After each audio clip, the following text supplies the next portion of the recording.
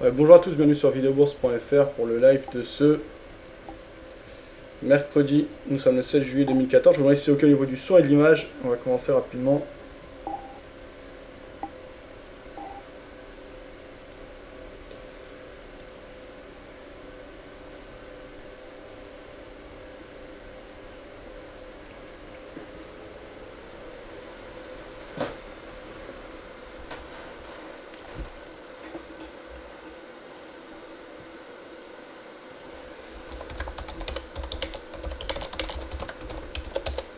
Alors, bonjour à ceux qui sont présents sur le chat écrit.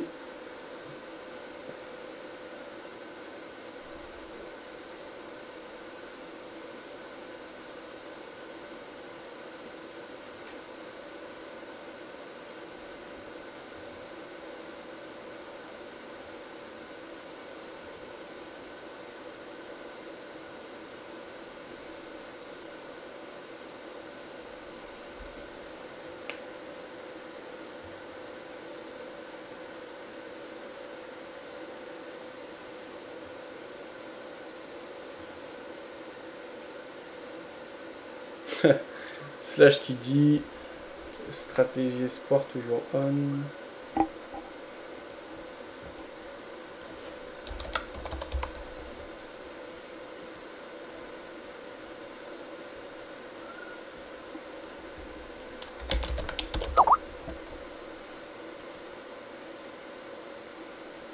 Ouais, ça va très bien et toi, Karim? Ouais, donc c'était des conneries, ce qu'il disait le gars sur le chat écrit, que les lives c'était fini, mais c'est pas vrai, il y en a tous les jours. Après en ce moment, comme c'est les vacances, mois de juillet, je commence tard, c'est beaucoup plus doux. En général, je fais 1 heure, 2 heures par jour. Puis il se passe pas grand chose sur les marchés, sachant que moi j'ai une stratégie vendeuse sur le Dow Jones. Tu vois que le Dow Jones ça bouge pas beaucoup, c'est assez bizarre. En plus, ça ouvre sur des gaps haussiers, on les comble. Voilà, donc je vais vous demander si c'est OK au niveau du son et de l'image, s'il vous plaît, et on va pouvoir enchaîner. On va pouvoir discuter, etc.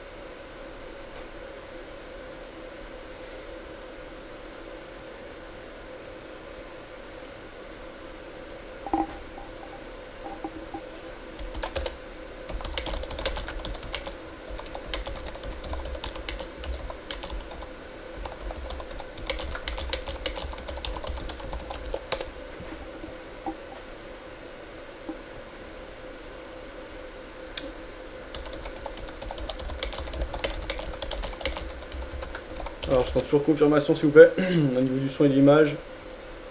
Je vais pouvoir commencer.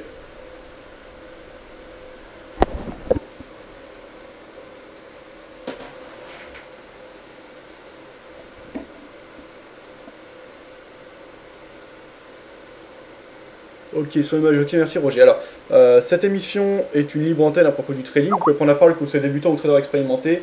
Vous êtes les bienvenus. Vous pouvez participer par écrit via le chat écrit en bleu en dessous du cadre de diffusion de l'émission, via le chat audio Mumble, MUMBLE. Vous allez en bleu ciel en haut à droite du cadre de diffusion de l'émission. Mes résultats sont publiés en direct. Vous avez au-dessus du cadre de diffusion de l'émission 2 liens. Mes résultats et MAM, MAM en majuscule pour le compte mutualisé et compte perso. Donc le compte mutualisé est un compte sur lequel les fonds d'un client tiers sont déposés et il suit mes signaux. Et mon compte personnel, c'est mon compte personnel. Mon compte personnel, vous avez le suivi depuis le mois de septembre. Enfin, mois d'octobre et septembre, j'étais chez ActiveTrade juste avant. Vous l'avez également, il faut aller dans la partie stratégie de trading sur le site, vous avez tous les suivis. Pour le compte mutualisé, vous avez le suivi depuis mars. Voilà, donc je suis actuellement vendeur de Dow Jones. Aucun conseil d'investissement n'est prodigué dans le cadre de cette émission. Il ne s'agit que d'avis, d'analyse, de prise de position personnelle. Si vous choisissez de me suivre ou de suivre l'un des membres dans le cadre de cette émission, cela incombe de votre responsabilité. Également, je précise que en France, pour donner des conseils en investissement, il faut le statut de CIF, conseiller en investissement financier, que je n'ai pas. Donc voilà. Si vous choisissez, c'est à vos risques et périls. Vendeur de Dow Jones, pourquoi? Les raisons sont toujours les mêmes que ces derniers dernières semaines. Ça fait depuis le 16 juin que je suis vendeur, donc c'est pas depuis hier. Ça fait un mois maintenant que je suis vendeur de Dow Jones. Donc si on bascule ici en graphique journalier, on voit que la dynamique de fond est haussière. J'ai repris longuement hier, mais en gros l'idée c'est, on est très haut, donc j'essaye de vendre haut, j'établis un scénario baissier. J'anticipe ce qui est assez risqué puisque la tendance est toujours contre moi pour le moment. J'ai été séduit par ce ralentissement, mais finalement les acheteurs tentent de reprendre en main le marché et on marque des plus hauts. Ce jour, on a marqué de nouveaux plus hauts historiques sur le Dow Jones. Cependant, on voit qu'il n'y a pas de force, que dès qu'on marque un plus haut, tout de suite c'est corrigé. C'est un peu bizarre, on ouvre sur des gaps haussiers, ça corrige, et on en a un exemple encore aujourd'hui. Donc je vends le Dow Jones, j'établis une stratégie vendeuse. Et ce qui est intéressant d'ailleurs, c'est que malgré la hausse et qu'on a encore marqué les plus hauts historiques ce jour, depuis 2 semaines c'est plutôt pas mal avec des profits cumulés. On doit être dans l'ordre de 3% là depuis un peu plus d'une semaine. Donc on verra ce qu'il en est. Pour le moment la tendance va contre moi. On verra si à terme la phase de correction se met en place et à ce moment-là, quelle rentabilité on en tire. Donc voilà un peu mon idée. En graphique 5 minutes, donc on voit précisément en intraday ce qui s'est passé. On voit les marchés très bizarres. Bon, c'est l'été, il y a peut-être moins de volume. Pas sûr non plus, mais en tout cas, les marchés un peu plus spéciaux, l'évolution des marchés un peu plus spéciale que ce qu'on a le reste de l'année.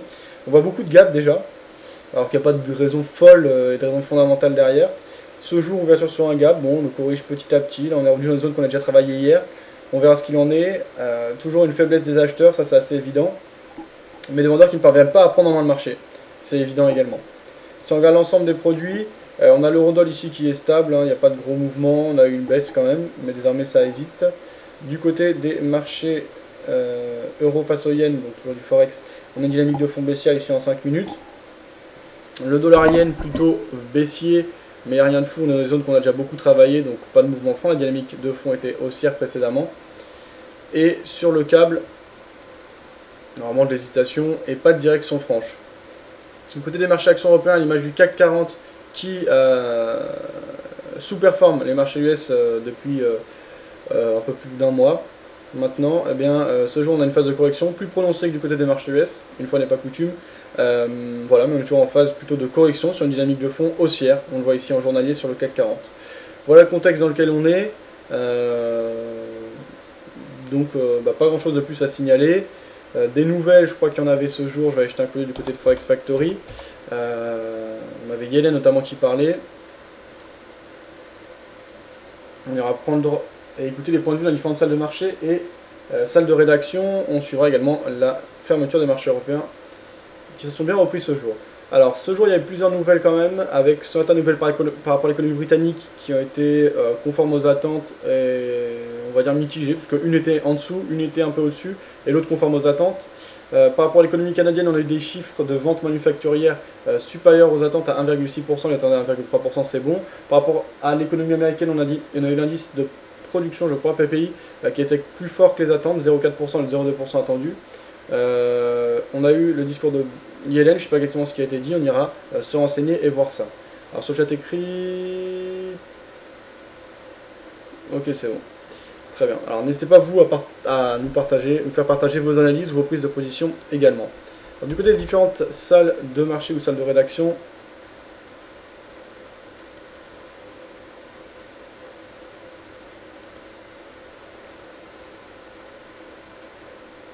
tiens, également au niveau des vidéos, vous avez vu hier que j'ai publié une interview de Nicolas Chéron qui avait été réalisée au Friday Forex. Ce soir, une nouvelle vidéo sera publiée, donc n'hésitez pas à vous tenir informé. Pas mal de reportages intéressants également qui arrivent ensuite. Je vais bouger un peu là prochainement. Philippe Béchade, on écoute son point de vue. C'était ce jour sur BFM Business. BFM Business, intégral placement, le face-à-face.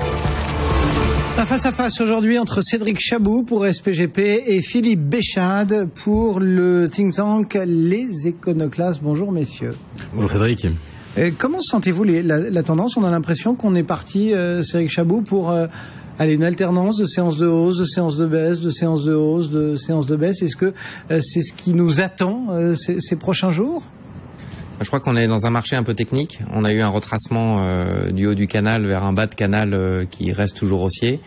Et aujourd'hui, on a un point d'inflexion qui est un petit peu critique. Et c'est pour ça que je pense que vous voyez le marché rebondir, se faire refuser, revenir. Et donc aujourd'hui, on attend des signes concrets d'indicateurs micro qui seraient plutôt bons avec la vague de résultats qui est en cours. Ouais. Comment vous le voyez, vous aimez, Philippe, aller regarder comme ça les seuils qui se jouent sur le marché? Ça vous inspire quel commentaire? On avait eu l'impression qu'on avait purgé et que ça allait peut-être avoir un peu assaini le marché. Et puis là, maintenant, une valse hésitation? En Europe, on voit même que la tendance est à l'alourdissement. Des rebonds de moins en moins hauts, des points bas. 46 quand même aujourd'hui. Un petit peu plus bas, oui. Aujourd'hui, on tente ce qu'on avait d'ailleurs commencé à faire lundi, qui n'a pas tenu. En revanche, hier soir à Wall Street, on voit le Dow Jones établir un nouveau record historique absolu. Certes, avant que Madame Yellen prenne la parole et refroidisse un petit peu les ardeurs. Enfin bon, on voit qu'aux États-Unis, dès qu'il y a une occasion de pousser le bouchon un peu plus loin, cette occasion, elle est saisie. Je pense d'ailleurs grâce aux liquidités qui ont été, on va dire, récupérées en Europe, transférées vers les États-Unis. Et ce qui n'est pas d'ailleurs idiot stratégiquement, puisqu'on a vu hier, par exemple, l'euro se mettre à remonter remonter face à l'euro. Donc, il fallait effectivement prendre ses bénéfices sur l'euro quand il était au-dessus de 1,36. C'est ce qui a été très très bien fait. 1,35-40 ce matin. Voilà pour le contexte dans lequel on se situe. C'est vrai que vous le soulignez, c'est vrai que il y a quelques semaines, on avait un peu fermé le placard Macron en disant c'est bon, les banques centrales, les stats, c'est fini, on a eu le trimestre américain, etc. Maintenant, place aux entreprises. Et pour le moment, on voit qu'il y a encore beaucoup de macros, beaucoup de banques centrales. On a eu la Chine, on a eu Yellen. Alors, commençons peut-être par la Chine. Qu'est-ce que vous en pensez de cette croissance chinoise? C'est une bonne surprise, c'est une bonne nouvelle finalement pour le marché de voir, téléguidé ou pas, mais en tout cas que la croissance chinoise tient? Alors déjà, il faut se remettre un peu en perspective. Depuis le rebond après 2009, après la crise, c'est vrai que la croissance chinoise n'a cessé de s'étioler durant ces derniers trimestres pour aujourd'hui se stabiliser vers une croissance annualisée de l'ordre de 7,4, 7,5%. On a eu une bonne surprise ce matin pour voir des chiffres qui étaient un petit peu au-dessus des attentes pour le second trimestre et qui augurent peut-être une bonne stabilisation, voire une reprise d'ici la fin de l'année. Je pense que si on regarde un peu en détail, cette stabilisation ou cette reprise, peu importe comment on la voit, elle est quand même énormément dictée par les autorités locales. Donc vous voulez faire un petit peu le lien avec la macro dont vous parlez. Il y a beaucoup d'incentives fiscaux et notamment beaucoup de dépenses industrielles déployées par l'État même. Et il y a eu un petit peu aussi de détente monétaire qui a été dirigée par l'État, qui facilite un petit peu tout ça. Donc on pilote quand même très sérieusement la croissance du côté de Pékin? C'est énormément piloté. Il faut toujours faire attention à ces chiffres qui sont des chiffres locaux. Néanmoins, on peut voir le verre à moitié plein ou à moitié vide. Il y a quand même une stabilisation. Il y avait une crainte qui était principalement due à un scénario un peu catastrophique je dirais, d'atterrissage en urgence de la croissance chinoise et qui semble pas se matérialiser, en tout cas à court terme. Et je pense que c'est plutôt ça qui rassure le marché que le chiffre entre 7,4 ou 7,5 qui veut honnêtement pas dire grand-chose si on se projette à moyen long terme. Voilà, c'est plus les circonstances dans lesquelles on est et le fait de voir vraiment l'État commencer à intervenir de façon forte sur les marchés. Surpiloté ce chiffre, Philippe? La façon dont sont compilées effectivement les statistiques chinoises, c'est un débat permanent, puisqu'en fait ce sont les régions elles-mêmes qui communiquent leurs propres estimations. Il est évident qu'on a tendance généralement à voir le verre plus qu'à moitié plein, tout simplement parce que on va dire que chaque président de région est noté et que ces notes servent la carrière politique qu'il y a sur le moyen terme. C'est plutôt favorable quand même, positif, parce que l'économie chinoise telle qu'elle est conçue, vous le rappelez, elle pourrait peut-être pas se permettre d'encaisser une déception comme les États-Unis ont encaissé la déception du deuxième trimestre, non? Oui, aux États-Unis c'était trop froid, en Chine ça serait trop pollué. Il y a aussi un autre biais qui est intéressant, c'est que les entreprises japonaises poussent la production en Chine. Le yen maintenant ne baisse plus par rapport aux autres devises, et donc les entreprises japonaises ont tendance à muscler quand même la production en Chine, et c'est là que ça questionne bien sûr le modèle japonais, avec toujours ce déséquilibre terrible entre l'inflation que l'on recherche, la chute du pouvoir d'achat que l'on observe. Et je crois que le problème japonais, qui est la paupérisation des classes moyennes et des personnes plus âgées, c'est un problème que je qualifierais moi maintenant de global. Tout simplement parce que ce soit la Chine, que ce soit les États-Unis, il y a un moment où la croissance, elle est capée par la capacité de la population à absorber ce qui est produit. Or, on est très très loin du compte, très loin au Japon. Aux États-Unis, on voit que les revenus des ménages stagnent, et ça, même Madame Yellen le remarque. Oui, certes, le taux de chômage mécaniquement revient vers les 6, mais globalement, les salaires ne progressent pas, et c'est pourquoi Madame Yellen peut aussi dire que l'inflation, pour l'instant, n'est pas une menace, qu'elle restera contenue entre 1,5 et 1,75, tout simplement parce qu'il n'y a pas d'inflation salariale, bien au contraire. Cédric, justement, Janet Yellen, en fait, on attendait un exercice très convenu, trop convenu peut-être, et elle a un petit peu surpris tout le monde, et certains dans la recherche ce matin la comparent même presque à McCartney, en disant elle a joué un petit peu son gouverneur de la Banque d'Angleterre. Vous avez été surpris, vous, par la tonalité de Janet Yellen, qui n'a pas juste relu les minutes devant les sénateurs hier? Moi, j'ai trouvé ça plutôt appréciable, et je l'ai trouvé assez libre dans son ton et dans ses réponses. Et je pense que les questions aussi étaient assez libres vis-à-vis d'elle, et elle n'a pas forcément cette antériorité qu'avaient les précédents gouverneurs. Et donc moi, je l'ai trouvée assez bonne. Ce qu'il en ressort quand même, c'est que à chaque fois qu'on se donne des chiffres, que la Fed se donne des chiffres concrets pour dire voilà, le tapering s'arrêtera avec tel et tel critère macro, et d'essayer de faire des repères, ces repères sautent de mois en mois pour finalement toujours ressauter sur d'autres critères pour dire attendez, on va continuer un petit peu, les baisses des taux, la hausse des taux est relativement loin, on verra si tout se passe bien, etc.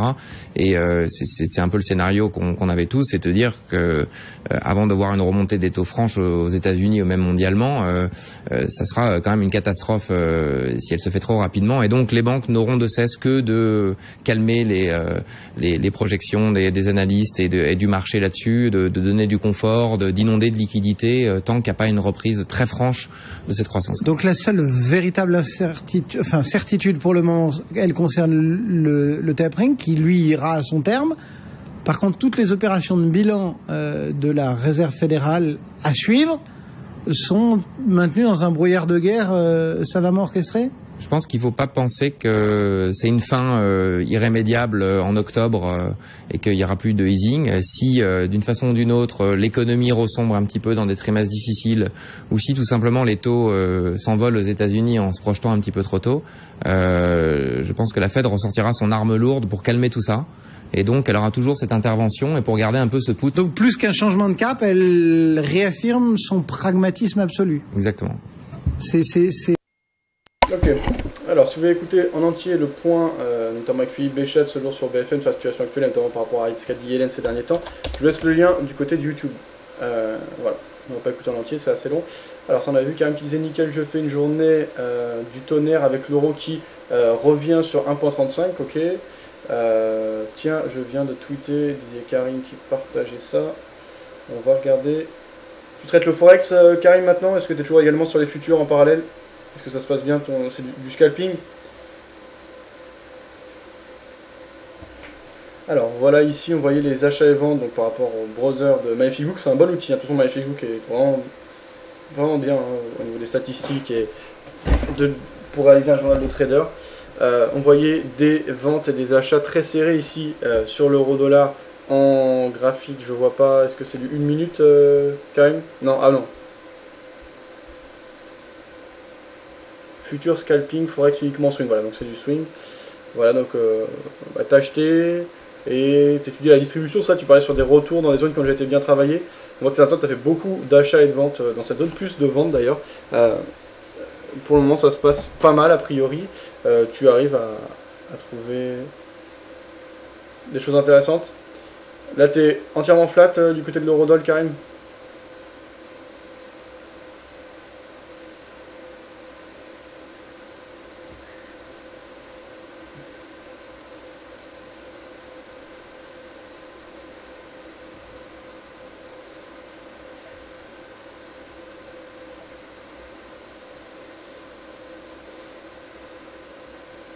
Ok, ça c'était bon. Alors, toujours vendeur sur mon dos, ça bouge pas beaucoup. 17h35, on a le fixing en Europe, on va aller voir ce que ça donne ensuite. H4, où je sais plus, le graphe disait Karim très bien. Roger qui disait tu critiques plus MyFixBook maintenant, lol. Ah, parce que j'ai critiqué MyFixBook Roger. Après, bien sûr, je peux critiquer, avoir des choses à redire de temps à autre. Mais dans l'ensemble, étant donné que j'utilise cet outil depuis, je crois, 3 ou 4 ans maintenant, c'est que j'en suis satisfait. Sinon, je passerai à autre chose, étant donné qu'il y a une diversité de l'offre intéressante avec, par exemple, MetaQuote qui propose également du suivi, ou MT4i ou Currency. Enfin bref, il y a quand même pas mal de sites qui proposent ça. Donc je vois pas trop je vois pas trop Roger ce que tu veux me dire. Donc si tu veux préciser ta pensée, n'hésite pas. Alors on va continuer à prendre de l'info, à voir ce qui se dit à droite à gauche.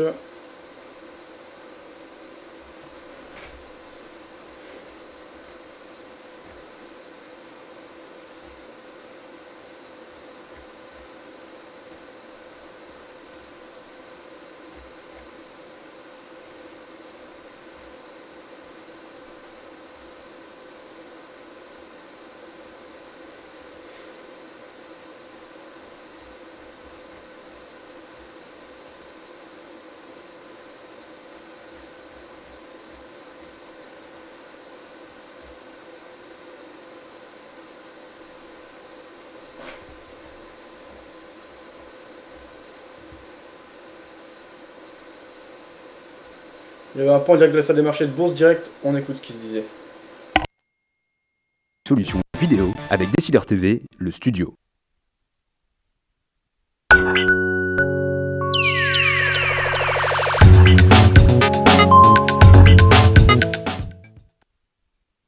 Bonjour et bienvenue dans notre duplex bourse. Aujourd'hui, nous sommes en duplex avec Thomas Monsaint-Jean de la salle des marchés de Bourse Direct. Bonjour Thomas. Bonjour Clarisse.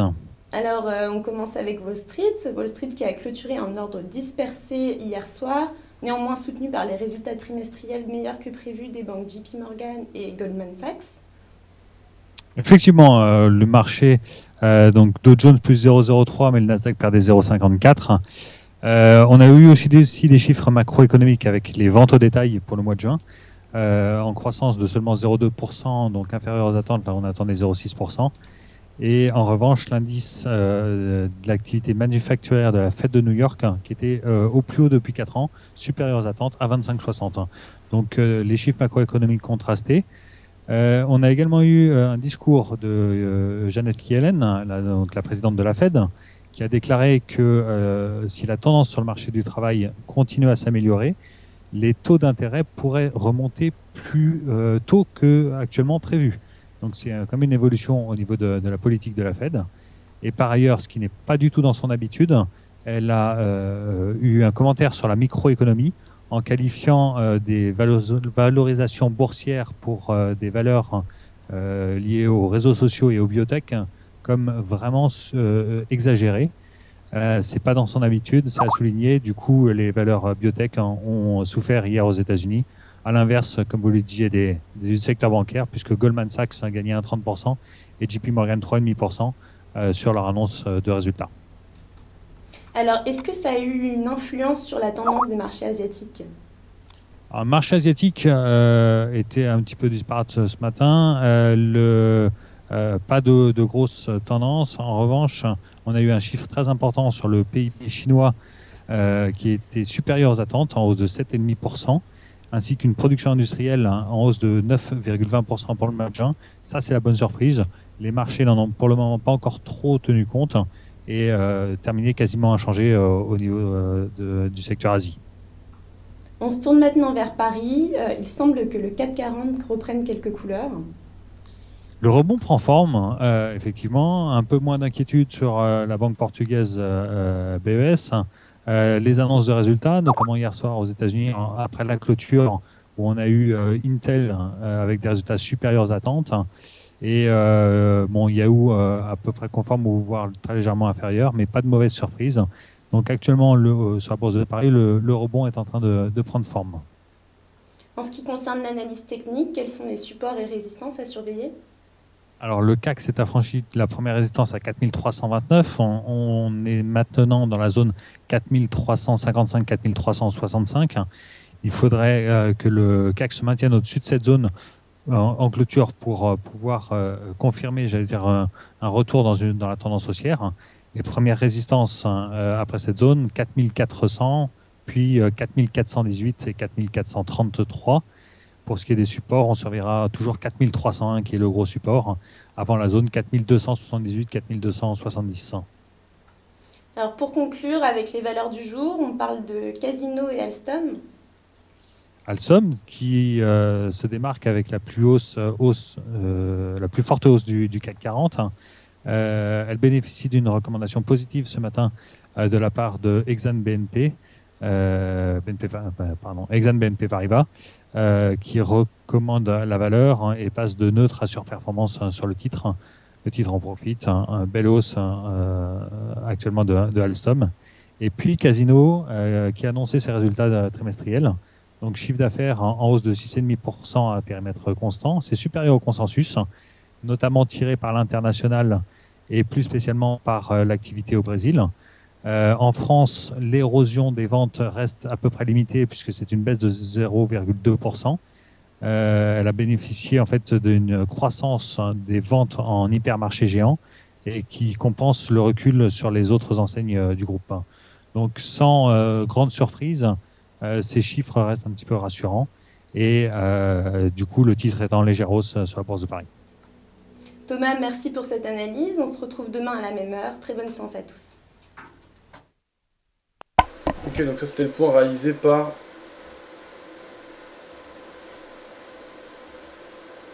Bourse Direct, enfin par Décideur TV en direct de la salle des marchés de Bourse Direct justement. Ça a baissé juste après le fixing en France, on n'a pas revenu sur nos poids ici. 21 points de profit pour une position en 3D, pas mal. On verra derrière ce que ça donne. 7h42, je vais encore rester, même si après la volatilité devrait se réduire puisqu'on n'a plus de nouvelles majeures à attendre ce soir. Donc une fois que les marchés européens sont fermés, en général les Américains ne font pas grand chose, mais c'est possible qu'on ait le mouvement une fois que les Européens partent. Donc on va voir ce qu'il en est ces prochaines minutes. Demain, on aura des nouvelles par rapport à l'économie américaine, notamment les permis de construire à 14h30, les chiffres du chômage hebdomadaire américain. À 16h, on aura un indice de la Fed de Philadelphie, l'indice de production manufacturière de la Fed de Philadelphie. Voilà les nouvelles à attendre demain. Donc on suivra ça. Sur le chat écrit, qu'est-ce qu'il se disait ça on avait vu. Alors Karim qui nous disait, j'ai pas eu le choix Roger, j'avais besoin de faire un track record sur les conditions actuelles. Tu étais en litige, il me semble, disait Roger, sur une histoire de refus d'être fournisseur de signaux. Oui, tout à fait, Roger. Mais après, s'ils veulent pas de moi comme fournisseur de signaux, c'est pour ça que je dois arrêter de travailler avec eux complètement. Enfin, je veux dire, c'est leur choix de pas me prendre. Donc je suis pas content, c'est pas une question de litige, c'est simplement que je défends, parce que je vois que je suis meilleur que beaucoup de fournisseurs de signaux actuellement en place sur MyFXBook. Donc j'ai fait mon truc, j'ai jamais dit que le trading qui proposait était mauvais. Donc Mario Trader qui disait, et ta petite équipe Karim ça va, Roger qui disait bref, je te sentais bien monter contre eux. Ok, bon ça va, pas de problème, après ils font ce qu'ils veulent, je comprends pas trop leurs explications, mais c'est la vie. Ah pardon, je croyais que tu me parlais car je l'ai critiqué aussi là. Mario, j'ai arrêté tout ce qui touchait au site, etc. disait Karim. Emmanuel qui disait...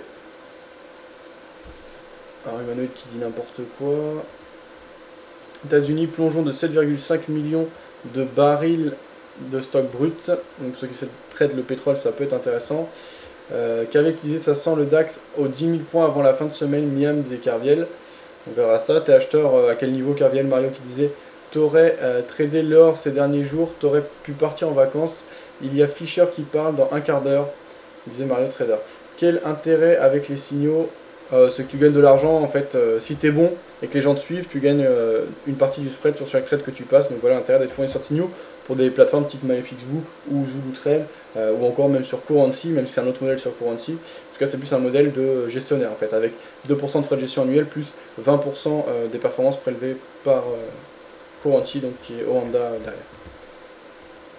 Alors on va continuer à prendre de l'info du côté de Boursorama, notamment à la clôture. Qu'est-ce qui se disait? L'Argentine nie être proche d'un défaut de paiement. États-Unis plonge de 7,5 millions de barils de stock brut. Qu'est-ce qu'on avait également? Guerre des prix dans l'alimentation, pas de trêve en vue. Bah, tant mieux pour nous, a priori. Cuba, même si j'ai l'impression que les prix ont pu augmenter ces dernières années. Cuba entame la rénovation de sa production électrique avec l'aide de Moscou. Bank of America reste englué dans les litiges immobiliers. Voilà, un CAC 40 qui progresse de 1,48% aujourd'hui, donc une belle hausse, et un Dow Jones qui progresse de 0,27%, avec notamment l'ouverture sur un gap haussier, et désormais de l'hésitation. Donc je ne vais pas tarder ensuite à chercher un point de sortie, puisque les marchés européens sont fermés. Je ne vais pas me précipiter non plus. Si j'ai un point bas et que ça ralentit, eh bien je le prendrai et je sortirai du marché. Alors, qu'est-ce qu'on avait d'autre? Karim qui disait, d'ailleurs, Fab, tu peux enlever mes liens dans les partenaires si tu as besoin de place. Je disais Karim, oh, ça va, pas de souci. Il reste encore des choses que tu avais faites qui peuvent être intéressantes peut-être à consulter. Rézel qui disait, en journalier, la baisse a peut-être pas fini. Et peut-être pas fini, tu parles de quel marché, Rézel? D'accord, le DAX, ok. Le DAX sera pas à 10 000, donc pour Rézel, un point de vue plutôt baissier. Si vous avez des graphiques à nous faire partager pour préciser vos pensées, n'hésitez pas. Ça, on a vu Mario Trère qui disait, bientôt en reportage avec Chéron, Fab, disait Mario, merci à toi. Alors, on va continuer à prendre de l'info, voir ce qui se publiait ce jour à droite à gauche. Bitcoin, savoir et comprendre ce que c'est. Emmanuel de la Roche-Tulon. Mais je crois qu'on l'avait entendu hier, ce point intéressant sur le Bitcoin et son avenir potentiel par ce consultant pour BFM Business. Alors, qu'est-ce qu'on avait d'autre? Nicolas Dose, échec du rapport du Sénat sur la main-d'œuvre du pacte de responsabilité. Les marchés au rebond, donc c'était du côté de monfinancier.com. Alors, qu'est-ce qu'on avait?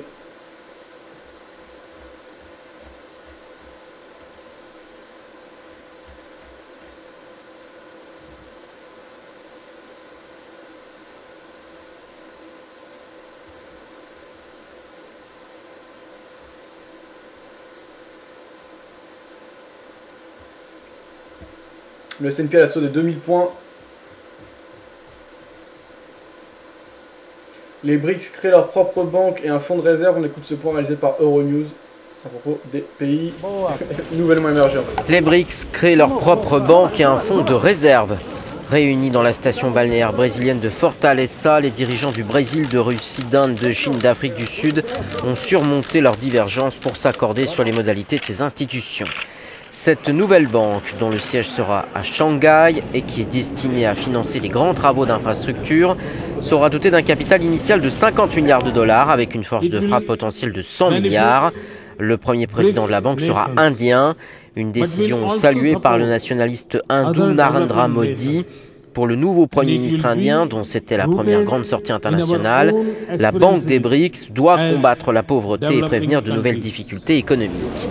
Le fonds de réserve doit lui permettre d'éviter des pressions à court terme sur les liquidités, de promouvoir une plus grande coopération au sein des BRICS et renforcer la sécurité financière globale. Le prochain sommet des BRICS aura lieu en juillet 2015 en Russie.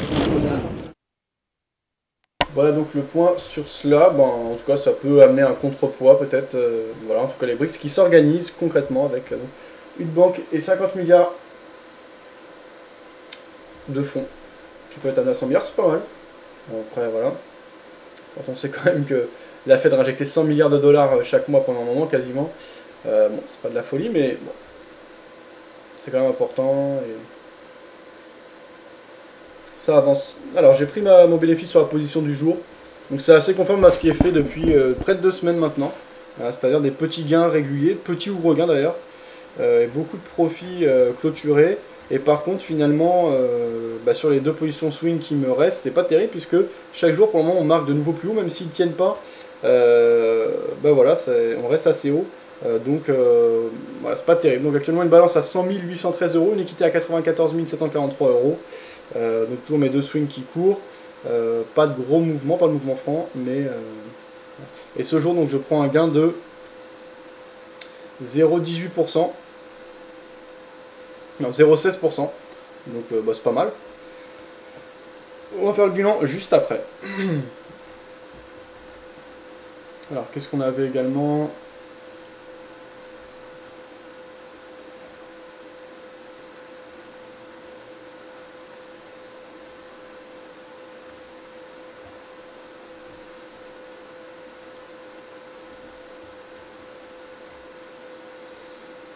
Scalping contre le day trading, c'était Tammy Kabach qui faisait un point à ce sujet, on l'écoute.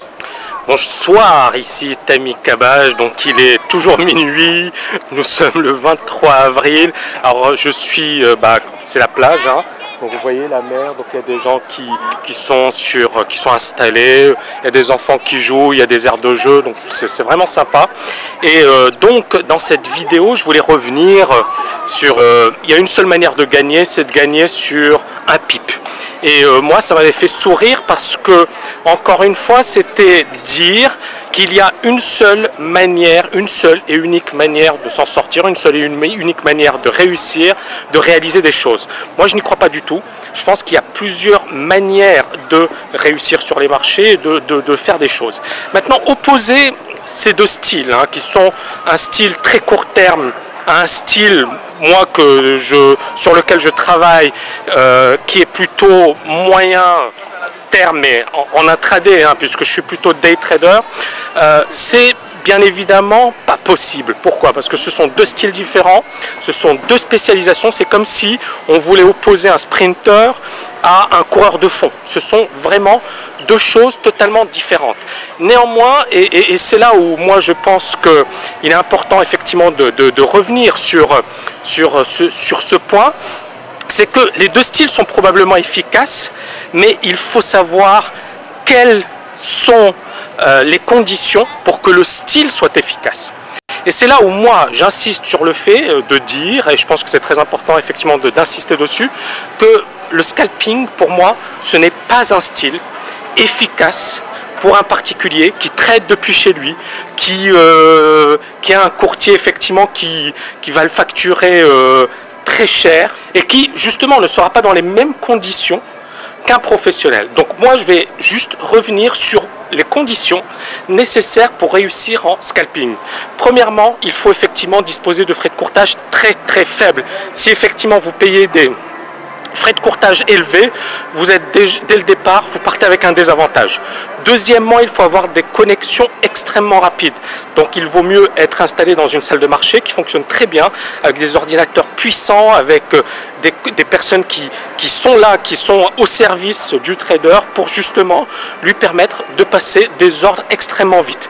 Alors, autre point important, c'est que c'est un style qui aujourd'hui est de plus en plus fragilisé par la rapidité des mouvements, par la présence de ce que l'on appelle les algorithmes de trading, les robots de trading, ça va très très vite.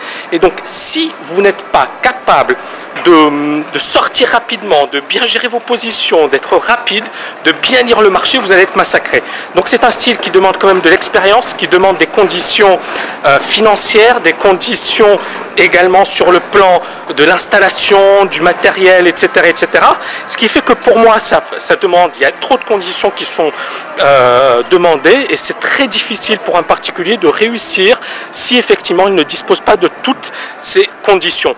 Donc, je ne suis pas là à dire que ce style n'est pas bon, mais je dis attention, il ne faut pas le pratiquer n'importe comment, dans n'importe quelle condition, et ça s'applique à n'importe quel style. Donc la personne qui vous dit en un mois ou en 2 mois vous allez devenir très bon, vous allez vivre du scalping, elle vous dit n'importe quoi parce que pour moi c'est impossible.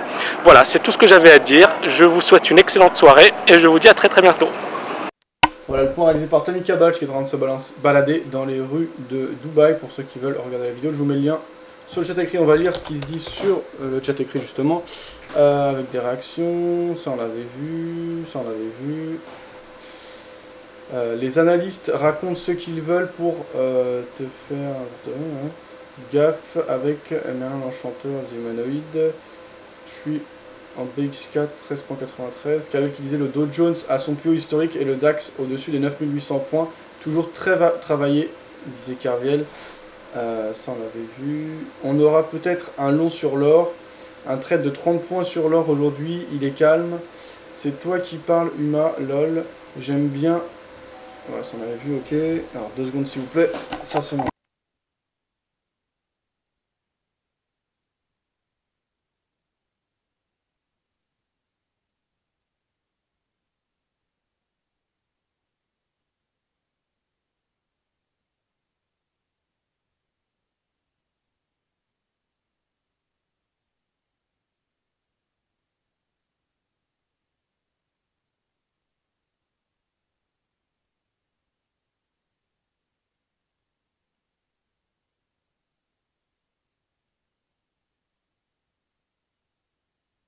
Ok, donc ça c'était le point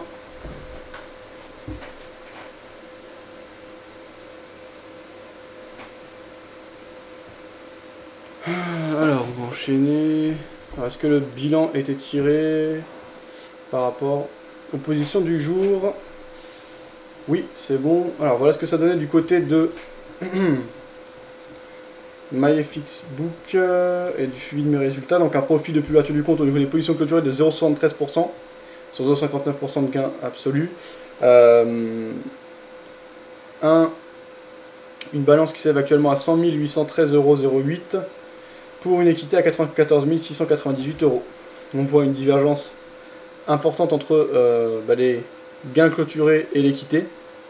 On voit donc quand même des profits significatifs clôturés depuis le 3 juillet, donc depuis début juillet. Voilà. On verra par la suite comment ça évolue. Soit on a une poursuite de la hausse franche du Dow Jones, et à ce moment-là je continuerai à prendre des pertes, comme ça avait été le cas notamment en juin.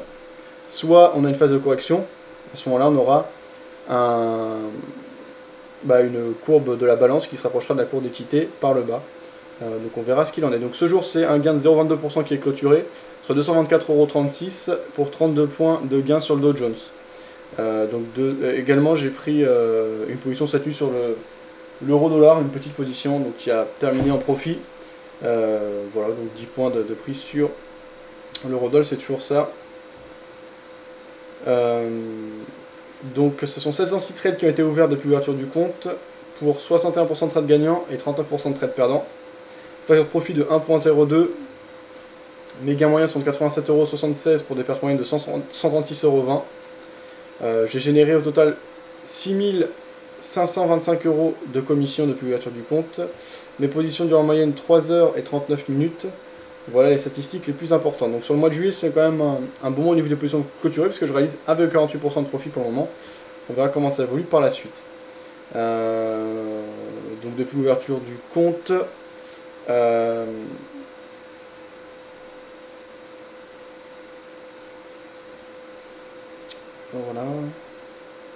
Donc sur le mois plutôt, sont 16 trades qui ont été pris, donc peu de trades assez peu actifs ce mois. On le voit au niveau du volume, même si c'est pas très représentatif, on voit qu'il y a eu peu de trades, donc 16 sur 706, c'est vraiment bien moins que d'habitude. Donc ce sont 122 lots, donc c'est l'équivalent de 12,2 lots sur l'euro-dollar, parce que c'est 122 lots sur le Dow Jones, donc c'est assez peu en termes de volume, qui ont été échangés. 80% de trades gagnants sur le mois, donc ça c'est bon. Voilà, on voit par contre que les trades en cours sont perdants, donc il faut toujours mettre en relation, voilà, annoncer 80% de trades gagnants, ou 90% ou 99% de trades gagnants, ça ne veut pas dire grand chose, il faut toujours mettre en relation avec le gain concret, le risque, et l'exprimer en termes de ratio, par rapport au risque pris, par rapport à ce que ça rapporte. Ou au nombre de trades gagnants par rapport au nombre de trades perdants, la taille des trades perdants par rapport à la taille des trades gagnants, etc. Ce sont 317 points de gagnés et de clôturés depuis le début du mois sur le Dow Jones, c'est quand même pas mal. Donc 1470 € de profit, donc c'est quand même un bon mois de juillet. On va essayer de continuer à travailler sérieusement dans ce sens-là. Vous pouvez suivre les résultats à tout moment, je mets le lien sur le chat écrit. Alors on va encore prendre quelques informations. Carrel qui disait, on voit sur MyFXBook que tu aimes bien vendre Fab, disait Kerviel. Alors on va regarder ça. Effectivement, il y a aussi des fois des statistiques qui peuvent exprimer des choses dont on ne se rend pas compte soi-même, ou dont les gens... enfin voilà, des choses qui ne sautent pas aux yeux, donc c'est quand même intéressant d'avoir des statistiques. Notamment du côté des positions vendeuses par rapport aux positions acheteuses.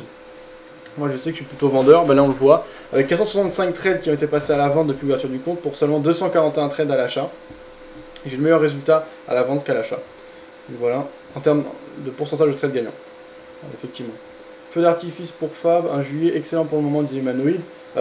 En fait pas tant que ça, puisqu'on est sur des plus historiques sur le Dow Jones et que je mets deux positions ouvertes. Donc au niveau des positions clôturées c'est pas mal, par contre voilà, à moi de gérer les trades en cours. Je maintiens le BBC, on verra à terme comment ça évolue. En tout cas, il est toujours en perte ton client, disait Mario Trader. Effectivement, Mario, tu as raison, on voit que l'évolution du compte stagne pour le moment. Il va y arriver, Fab, les 100K vont devenir énormes, pense Humanoid. On verra ça en tout cas. Je traite sérieusement, je gère sérieusement mon compte en appliquant une stratégie de trading. Un article intéressant, c'était celui de Jérôme Révier, je vais vous le partager, sur le switching, donc le fait de changer tout le temps de stratégie. Je vais trouver ça assez intéressant. On voit sur MyFXBook que tu aimes, ça on avait vu. Ok, alors je vais essayer de retrouver ça.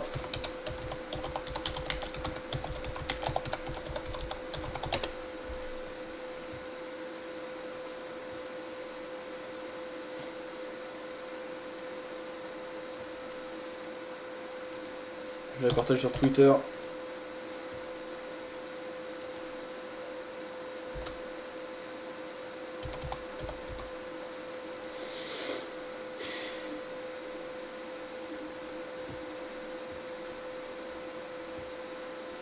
Un switcher, voilà.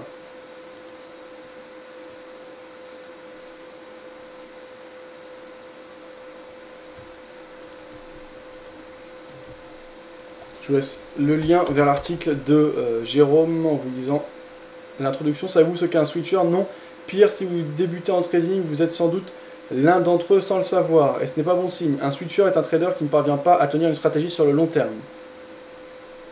Voilà donc un article intéressant. Et c'est vrai que beaucoup de traders, je pense peuvent s'y retrouver. Et moi-même, j'ai rencontré ça au fil des années. Voilà, quand on a une stratégie qui est moins performante, on change peut-être parfois trop rapidement, on peut en perdre nos repères, et voilà, donc, ça on avait vu. Mario, tu es trop exigeant, disait Emmanuel. Fab reste un exemple de la communauté, c'est très bien pour le forum. Ouais, je pense qu'il dit ça sur le ton de l'ironie humanoïde, mais ça me dérange pas plus que ça. Voilà, après, si tu choisis des choses pour critiquer ou je sais pas, pourquoi pas. Après, moi en tout cas, je te propose de consulter les résultats sur l'ensemble de l'année. Et je suis vraiment très content de mon année de trading. Hein, on aura fait un tour en septembre.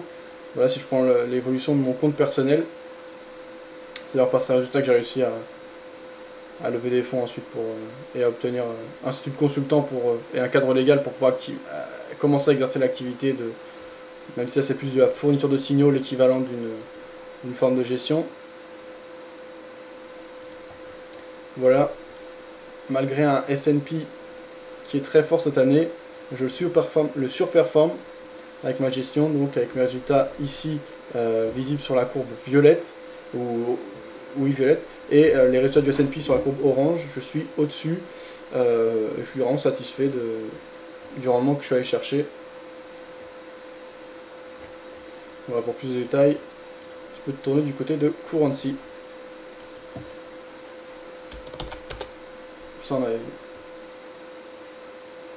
Ouais, c'est revenu apparemment le live, ok. Les frais sont raisonnables chez ton broker niveau commission et overnight, demande Carviel. Ouais, tu as tout le détail sur le suivi de mon compte, sur MyFXBook. Si tu vas voir exactement ce que je paye en termes de commission, etc. Sachant que moi je suis sur des commissions standards. Donc c'est ce que tout trader qui va aller chez JFD a au départ. Donc c'est du 7 € par lot tradé sur l'eurodoll, avec en général un spread de 0 à 0,1, 0,2, grand maximum. En général c'est plutôt 0,01. Donc ça fait une commission plus spread sur l'euro-dollar en journée qui va varier entre 7 et 8 euros. La plupart du temps ça peut monter jusqu'à 9 euros. Donc l'équivalent de entre 0,8 et 1 pip de spread sur l'eurodoll, avec une exécution vraiment de qualité et transparente. Après en commission overnight, bah, y a les dividendes comme partout sur les marchés actions. Là par exemple, comme je suis vendeur, bah, cette nuit j'ai perdu 30 € sur mes deux positions, sur chacune de mes deux positions. Après il faut comparer à ce qui est prélevé chez les autres courtiers, mais je crois que c'est qu'il n'y a rien d'anormal à ça. Je crois que c'est standard et que c'est des dividendes qu'on doit payer indépendamment de son courtier ou quoi. Sinon au niveau de mes swaps, tu les as, donc tu peux comparer à d'autres courtiers. J'ai pas la comparaison, j'aurais pas d'autres points de comparaison, donc j'aurais du mal à le faire. Fab, tu es en variable ou en fixe, demande Humanoïde? En variable, bien sûr. Quand tu es réellement connecté au marché, quand tu es chez un ESN, etc., c'est toujours du variable, tu peux pas être en fixe. Ta commission est fixe, mais ton spread est variable, bien sûr. C'est bien, Anthony rattrape les petites conneries qu'il a fait. Disait Mario qui partageait le lien vers le suivi du compte d'Anthony, on va regarder ça. Anthony Muro qu'on avait reçu dans le cadre de cette émission pour une interview, que vous pouvez retrouver d'ailleurs facilement dans les vidéos qu'on a réalisées récemment. Anthony qui a rencontré un mois de juillet difficile actuellement avec une perte de 8,36%, donc qui efface ses gains de juin, mais qui reste sur une très bonne année, puisqu'on a un gain de 31,24%, avec un drawdown maximal de 8,35%. Donc ça reste un très bon suivi et de bons résultats qu'il a, avec des positions gagnantes en cours sur l'euro-yen et l'euro-doll, qui permettent de rattraper 4% environ, donc la moitié des pertes réalisées sur juillet. Voilà, c'est ça aussi le trading, c'est pas que du gain, mais on voit que ses résultats sont très bons. Ce sera intéressant de refaire le point avec Anthony d'ici quelques mois, je pense, voir comment il a évolué, et en tout cas, bravo à lui de publier de manière aussi transparente les résultats qu'il obtient sur son compte réel. Lui, il trade chez XTB. Voilà, merci pour le partage. Bon, 18h06, on va aller prendre un dernier point d'information, et ce sera tout pour aujourd'hui. Donc un live assez court, et c'est vrai qu'en ce moment, c'est souvent le cas. Mon rythme est plus lent sur juillet. Malgré tout, le travail est fait au quotidien avec des vidéos qui sortent, les lives, c'est ça qui est important. À l'entrée, on reviendra chaud.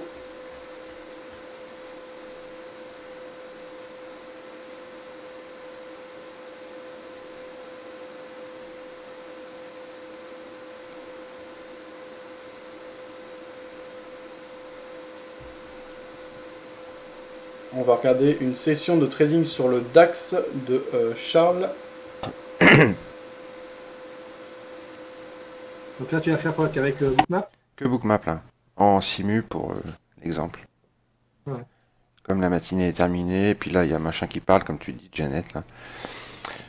Pas de prendre de risques, pas perdre les gains du matin.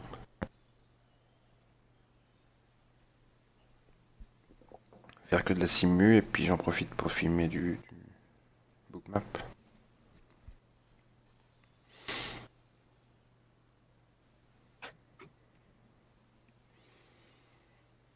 Je vais me mettre le... Oh, même pas. J'allais dire, je vais mettre le snake du DAX, même pas. C'est bien, Dean, il m'a demandé qu'on a joué de contrat cumulé, hein, c'est sur les actifs. Sur quel actif? Sur tous. Ah oui. Et j'ai dit pas plus de 4. Comme ça. Ouais, faut être prudent. Donc tu vas tout mis à 4. Tout mis à 4 contrats. Le DAX aussi? Ça, c'est maxi que je peux. Le DAX aussi? Je pourrais jamais aller. Ouais. Ah putain, c'est cool. Comme ça, je pourrais aller sur aucun actif pour aller au-dessus de 4 contrats. Même si j'ai envie, comme ça m'évite de faire des bêtises. Des merdes, quoi. Ah ouais. Voilà. Alors, attention. Ça redescend, on vient d'avoir un signal, donc j'ai un balance longue là. On va voir si elle se vérifie.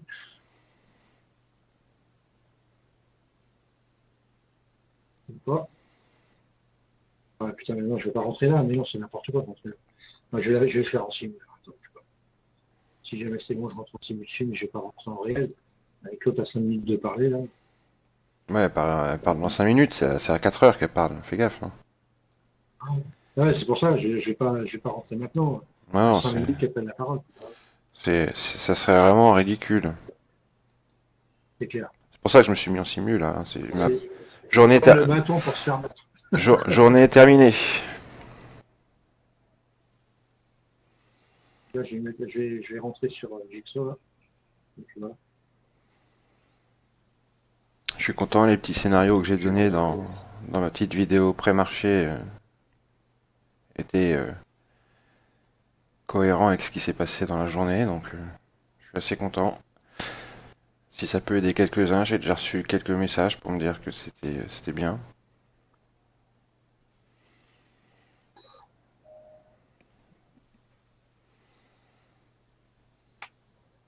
En fait, je prépare tout le monde parce que dans quelques temps, ça sera 300 $ la vidéo.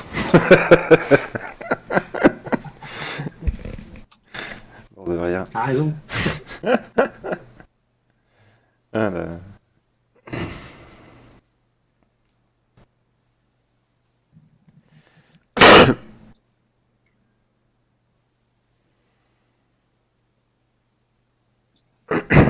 Moi, j'ai demandé à Order Flow, tu sais, la route d'hier.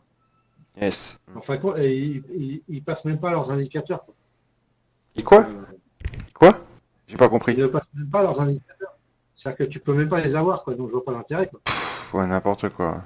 Alors, du coup, j'ai envoyé un mail, j'ai dit, ok, si on trade le DAX, le crude, le gold, je fais comment on fait? Bah ouais.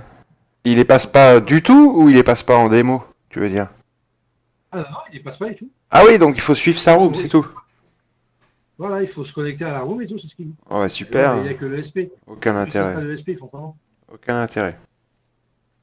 Ah non, aucun. C'est dommage, parce que c'est vrai que ces banques basées sur l'order flow, ça pouvait être pas mal, quoi. Mais Ah, j'ai pas bien compris, moi. ça me paraissait assez pas. Mais c'est pas mal, quoi. Je sais pas si t'as compris quelque chose, moi j'ai rien compris. Si, moi, bah, en fait, si tu veux, le reste, je m'en foutais un peu. Le seul truc qui m'intéressait bien, c'était ces bandes. Parce que c'était des bandes basées sur l'order flow. Et donc c'était plutôt pas mal et assez pertinent en plus. Mmh. Ouais, donc je trouvais ça pas mal. Mais bon, si on peut pas les avoir. Mais je vais voir. Il faut que je vois ça. Oh, maintenant, je vais laisser un peu tout tomber là, puis on verra ça à la retraite. Là, il faut juste que je vois avec Gauthier. D'ailleurs, j'ai complètement zappé ce matin de me demander. Là. Faut que je vois avec Gauthier s'il peut me mettre les indicateurs classiques, là, les mettre en Add Custom Study, là. On puisse les mettre dans le DOM. Oh, putain, j'ai peut-être mis sa folle là, il commence. J'ai pris un trade là.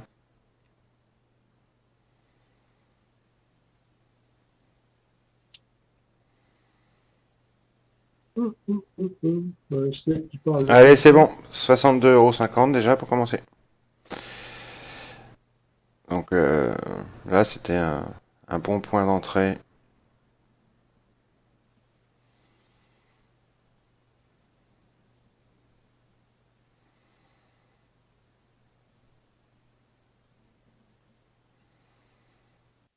Ok, donc ça c'est les sessions de trading. Je vous laisse le lien vers sa vidéo si vous voulez poster des commentaires et savoir comment les rejoindre. Si vous êtes intéressé par sa méthode de travail, n'hésitez pas.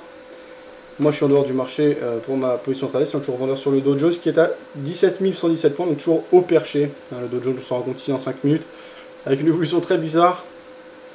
Ici en graphe journalier, on voit qu'on est donc sur les plus hauts historiques sur l'indice américain.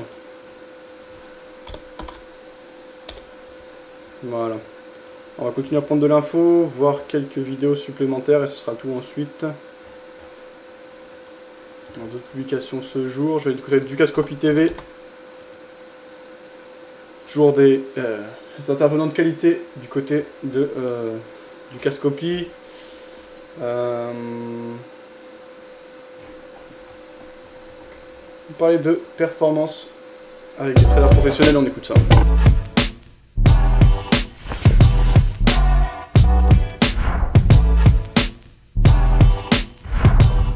Bonjour et bienvenue à Dukascopy TV pour les chroniques de l'AFX Expo 2014 à Chypre. En coopération avec nos partenaires, nous interviewons les leaders de l'industrie sur les raisons pour lesquelles Chypre est un endroit propice aux opérations. Nous leur demandons également des informations stratégiques d'initiés. Je reçois dans notre studio Gary Denison de Devisa Capital. Gary, soyez le bienvenu. Merci. Parlons de Chypre et de l'AFX Expo 2014 où nous sommes maintenant. Qu'est-ce qui attire les investisseurs à Chypre? Que pouvez-vous dire sur les avantages et les inconvénients concernant les opérations à Chypre? C'est une bonne question. Tout le monde choisit Chypre parce qu'il est proche des grands marchés tels que le marché britannique, moyen-oriental et asiatique. C'est un bon endroit permettant d'avoir une couverture globale en termes des ventes et du support. En plus, cela représente de bonnes opportunités de croissance. Voilà pourquoi il y a autant de courtiers ici. L'on y trouve une bonne expérience. En plus, il est facile de travailler avec plusieurs fournisseurs de services locaux, ce qui est bien sur le plan de la technologie et du respect des standards, car de grandes sociétés telles que PrimeXM, MetaQuotes ont été établies à Chypre. Super, et si nous changions du prisme et analysions Chypre d'un point de vue des clients, que devrait-on prendre en compte lors de l'ouverture d'un compte chez un courtier FX ?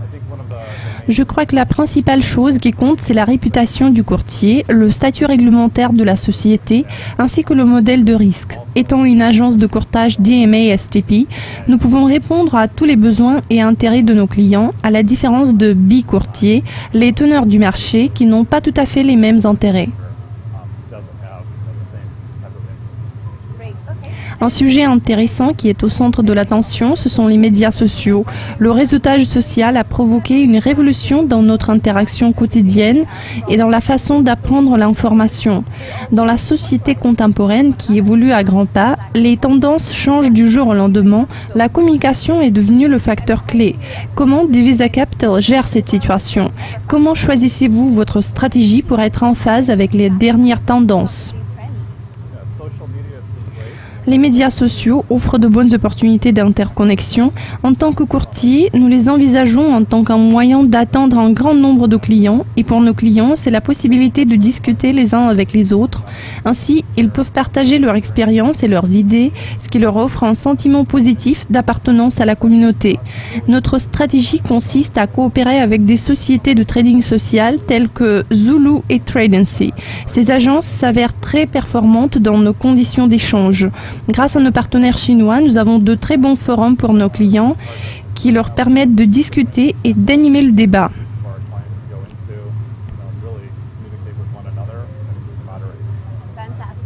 Enfin, Gary, quel conseil donneriez-vous à quelqu'un qui voudrait lancer sa propre start-up en tant que courtier? Que recommanderiez-vous d'un point de vue stratégique aux futurs courtiers? Il faudrait commencer par rassembler une forte équipe. Il faut qu'ils aient une vision focalisée et un marché de niche sur lequel ils vont se concentrer. Il faudrait qu'ils aient de bons partenariats en termes de la liquidité. Il est également très important de développer des technologies, de se perfectionner. Cela joue le rôle crucial dans la formule du succès. De toute évidence, il serait logique de choisir un partenaire fiable.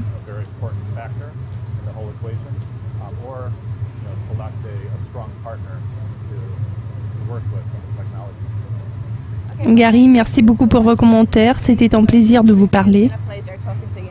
Plaisir partagé, merci. C'est tout pour l'instant. Un point intéressant réalisé lors d'une grosse exposition à Chypre.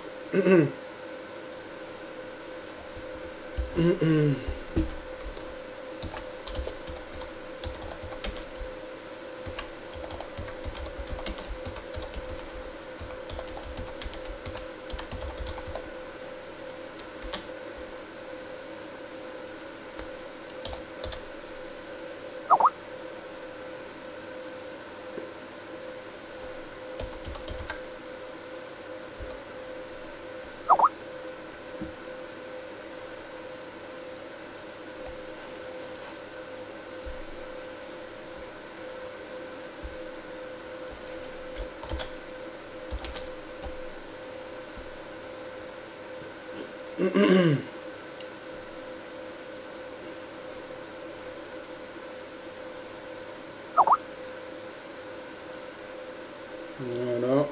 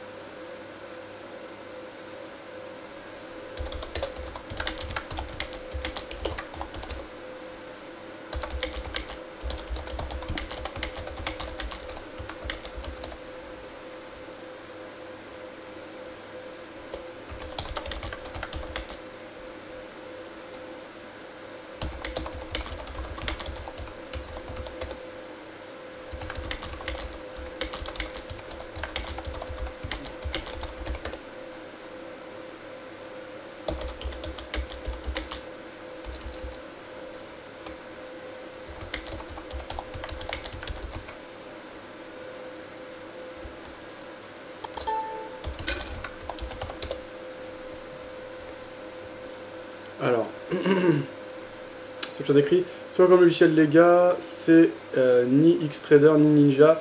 Donc, comme ça, je dirais peut-être TradeStation demander Kerviel par rapport à la plateforme de Charles. Je ne sais pas, franchement. Vous pouvez lui demander en commentaire à sa vidéo YouTube. Ah ouais, TradeStation, on m'avait parlé en bien. 300 $, la vidéo. Tiens, et là, il dit t'as raison. Mais je crois que c'était en simulation, hein, par contre, la vidéo, il l'a précisé dès le début. C'est le cowboy qui parle. Interbancaire 0, c'est bien là. Fab, tu as du fixe aussi, par exemple basique, disait Humanoid. bah, si tu as du fixe humanoïde, t'es pas connecté au marché. Le marché est forcément à spread variable, puisque tu mets en relation l'offre et la demande. Donc tu as des trous entre l'offre et la demande qui varient selon la liquidité disponible. Tu peux pas faire autrement. Maintenant, il y a des courtiers qui proposent des spreads fixes parce qu'ils calculent, c'est une sorte d'assurance. Voilà, par exemple, une assurance, c'est fait pourquoi? C'est fait quand tu as un accident, le mois où tu as l'accident, ton assurance, ça perd de l'argent, puisqu'elle te rembourse d'un seul coup, par exemple, 1000 €. Et le reste du temps, tu vas rembourser 50 € par mois. Mais sur le long terme, ils font de l'argent. C'est la même logique avec les spreads fixes, c'est-à-dire, la plupart du temps, ils vont faire un peu d'argent, et le jour où tu as un manque de liquidité et qu'il y a un spread qui s'élargit grandement, mais eux qui te garantissent le spread serré, eh bien, ce jour-là, ils perdent de l'argent, mais sur le long terme, ils en gagnent. Alors après, c'est même pas aussi simple que ça, puisque bien souvent, le spread fixe, en contrepartie, tu vas avoir aussi une mauvaise exécution. Donc le spread, ça peut être un leurre marketing également. Donc il faut bien aller au bout de l'étude des services proposés par les courtiers et comprendre un peu les mécanismes. Donc ça ne va pas du jour au lendemain, et c'est vrai que ça peut être compliqué. Sur XTB, Fab, disait Manoïd. Okay. Sinon, Ninja Trader, pour le trade au graphique, me semble bien complet, disait Carviel.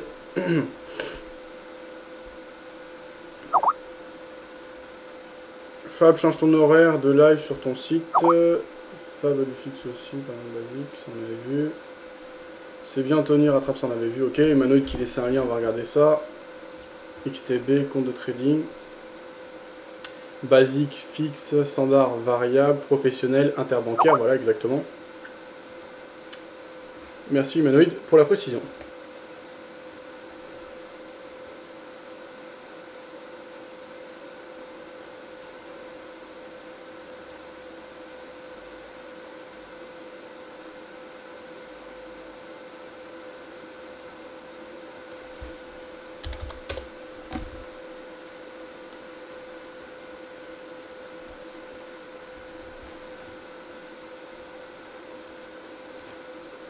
Bah c'est tout pour moi. Fin de la session de trading. Bonne soirée à tous. De bons trades. Demain après-midi, je suis là. Il nous reste 2 jours de trading avant que je parte en vacances. Donc demain et vendredi. Et je suis pas là la semaine prochaine. Je suis en Grèce. Et je reviens la semaine d'après. Alors en plus, la semaine d'après, normalement, c'est pas encore fait. Mais je vais peut-être aller dans le sud pour travailler, pour faire un reportage sur une ou deux salles de marché. Donc ce sera vraiment intéressant. Ça m'a l'air assez dynamique le sud, hein, quand même. Nice, Sofia Antipolis, voilà, je sais qu'il y a quand même pas mal de choses qui se passent là-bas. Donc ça fera des reportages intéressants, mais il nous reste du boulot. Donc ce soir, nouvelle vidéo qui sera publiée, réalisée au Friday Forex. Demain, on se retrouve pour une nouvelle session de trading live. Bonne soirée.